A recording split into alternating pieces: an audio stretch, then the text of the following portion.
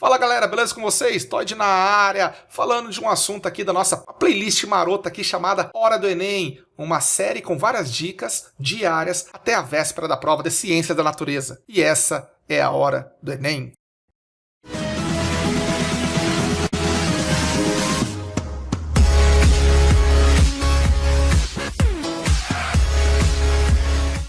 Pessoal, o assunto que eu gosto aqui chamado de evolucionismo. É uma área da biologia que estuda, dentre outras características, a adaptação das espécies àquele meio. Pois é, e dentre as teorias mais famosas temos lamarckismo, darwinismo, neodarwinismo. Lamarckismo é uma teoria proposta por um sujeito chamado Jean-Baptiste Lamarck. Lamarckismo tem como princípio a adaptação, a lei do uso e desuso e a transmissão dos caracteres que fora adquirido. Lamarck explicou que as girafas hoje presentes no passado eram girafas de pescoço curto, que num esforço esticaram seus pescoços a fim de comer as folhas mais altas das copas das árvores. Na transmissão das características adquiridas, segundo Lamarck, quando um indivíduo adquire uma característica, ela passa essa característica para a descendência. Então vejamos, quando um rato perde o seu rabo, ele transmite essa característica para a descendência,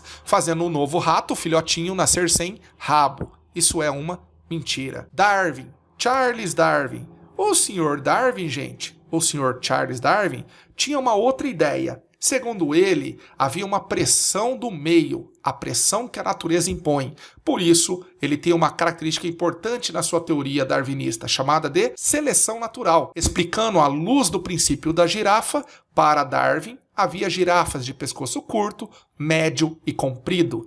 E as girafas de pescoço comprido apresentavam uma vantagem em relação às demais. As demais, ao morrer, não transmitiam seus genes para a geração seguinte. Apenas as girafas, que nasceram de pescoço comprido, transmitiam os seus genes para a geração seguinte. Portanto, aqui nós temos a seleção natural. Não é o esforço, e sim uma pressão, uma seleção que o meio impõe. Como Darwin não sabia sobre genética, foi necessário esperar o século seguinte para completar a sua teoria. E agora nós temos o neodarwinismo, em que alguns autores chamam de teoria moderna ou sintética da evolução. O neodarwinismo acrescenta o que Darwin não sabia, ou seja, conceitos genéticos, recombinações gênicas, para explicar a variabilidade que havia, por exemplo, no pescoço das girafas. E dentre as recombinações gênicas, nós temos o crossing over, que ocorre na meiose 1, na prófase 1, que é a troca de pequenos pedaços do material genético cromossômico. Além disso, uma outra fonte de variabilidade genética é a mutação. Ok, galera? Um antibiótico é o que cai no Enem quando está falando de evolucionismo. Já sabemos que o antibiótico é produzido por um fungo e essa substância mata ou impede o crescimento de bactérias. Só que as bactérias podem adquirir resistência. Pera lá, vamos corrigir a minha frase? Na verdade, o antibiótico mata as bactérias sensíveis, selecionando as bactérias resistentes. Então aqui tem um perigo. Se o antibiótico for usado indiscriminadamente, sem receita médica, corre-se o risco de selecionar bactérias resistentes àqueles antibióticos.